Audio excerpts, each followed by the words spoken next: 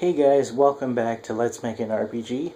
This is episode 4, and as you can see, since the last time I added trees, added some more different things to make this look more like a forest, and you'll notice I've got some blue right here. Now what this is it's pretty much where my invisible barriers are going to go. Like as you can see, I've got invisible blocks above the well. I've already done that. What I did is I made sure, okay, if I don't want them to go anywhere, I'm going to put the blue blocks here, and then when I use my markers, I can replace those blue blocks with invisible barriers, and that will allow me to see the invisible blocks as I place them. So if I go to whichever block I picked, any block that you don't use works. And when you replace that to invisible, it looks like it's gone, but it's still there. That will allow players to walk around freely. It will look like they can move around wherever, but once they get there, they actually cannot. That's useful for keeping them in a specific area. That's kind of why I had the hills go all the way around.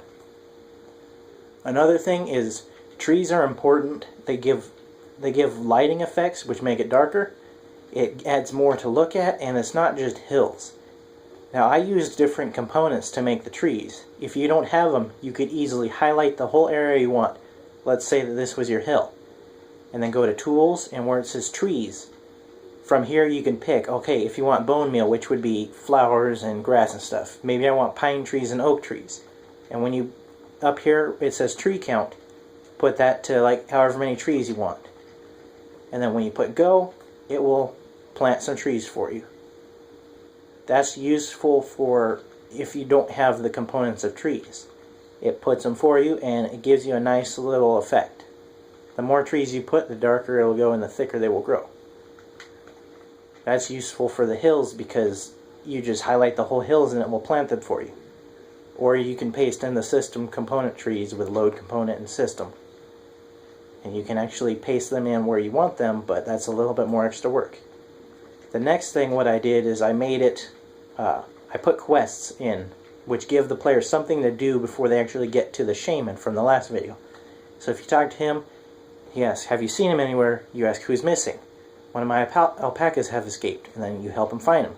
It notifies you started the quest, and when you go around you find it, and the alpaca is over here. It says, so that's where you disappeared to, let's go back to your farmer. Then you return to the farmer, he gives you the reward. You're welcome wandered off a little bit, and you can see I've got 45 gold for that. If you do that a few times, different quests, like I've got another one over here near the end, he wants you to find dinosaur eggs, so you go to the nest and pick up an egg and bring it back. That quest is repeatable, but it only gives you about 5 gold from going over there.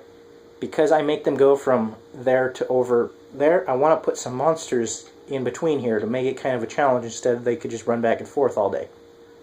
That's also kind of why I put it 5 gold. Now for the monsters, because this is the spawn area, you want them to be weak, but you also want them to be able to kill.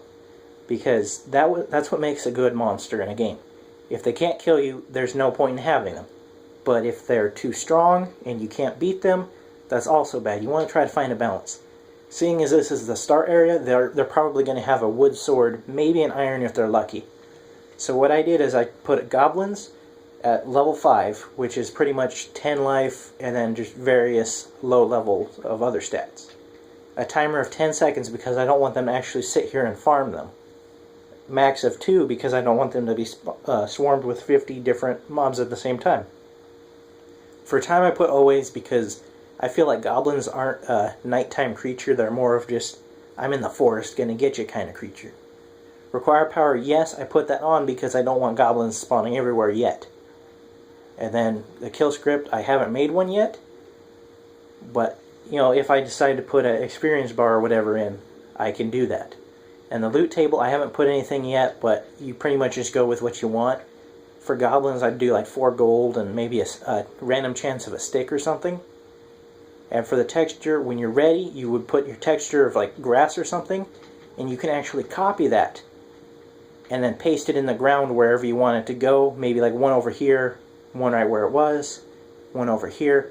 You want to space them out because remember, however many you put for the maximum, that's how many is going to spawn around it. So if I have one here and then I have another one right here, that's going to be 4 goblins in that area. you kind of want to space them out pretty far. That way it's reasonably easy to walk through because it's a general area and you don't want them to be swarmed with different monsters. But at nighttime you can add a special monster, like spiders come out at night or werewolves or something, where at night it gets more dangerous, but at day it's just goblins or whatever. And then once they get to the end here, you'll notice I have the path go up the hill, but I'm actually going to put an invisible barrier right here, and I'm going to have a script run that whenever they get right here, it's going to say across the screen where they're going. It'll say like to Ice Pick Cave or whatever you pick for where they're going next. And then once they get about here, it's going to teleport them to the next area, which, because I didn't actually have the next area connected so it's one long path, I could put the next area over here if I need the room. So that's kind of why I like to do teleport scripts, because instead of having one long area that connects, I can actually shift it over if I need the extra room. Because let's say I have this path built, I build a path over there, it comes back over here, and I need a big area, but all I have is this. That's why teleport scripts save me a lot of effort, because I can move an area over here, and I can build a new section just teleporting them there, and it will look the same as if I built it connected. Plus I get to do the cool Skyrim style, it tells you what it is right in the middle of your screen before you teleport. That way it gives them a notify of, okay, maybe I don't want to be there yet, I'll go back. And to do that you can use a HUD script. I have a video called how to make Skyrim style transitions if you are interested in doing that. Also, don't forget to take the blue blocks or whatever you pick and go around invisible burying the whole world, or the whole spawn. That way they can't get out. And all I had to do was take it from blocks that they might be able to jump to. Like from here they could jump up there, so I just made it higher to where they can't get above it. And I made sure to get all the way around the town using blue before I replaced them. And that's pretty much how to set up forcing them to stay in the area, giving them something to do until they're ready.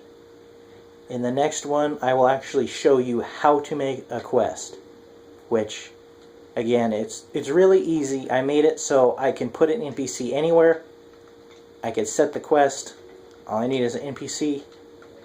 I have the quests already made. I can set a quest, so maybe they do quest 1, they go to quest 2 over here.